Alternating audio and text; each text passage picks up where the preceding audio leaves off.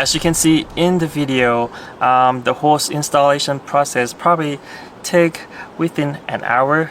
Most of the time you would use to actually take all the component from the OEM steering wheel and then put it back on the yoke.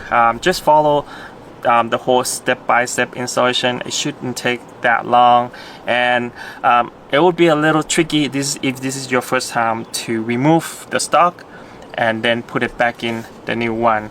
But just do it gently so you don't break anything. And yeah, I mean, it looks really cool. It turned out really cool. I mean, my wife's not a big fan, otherwise I would just, you know, put it in myself. Looks pretty awesome. I like the white matching the white interior though. Let me know in the comments down below what you think about the new yoke steering wheel on the new Model Y Juniper. Make sure to put the link of this yoke in the description down below and special discount code for you too. Thank you so much guys for watching today's video. Make sure to click like if you like the video. Make sure to subscribe for more awesome contents like this. We'll see you on the next video. Peace. Please tell me that I can't, that I won't, that I fail, that I'll never make it out, yeah.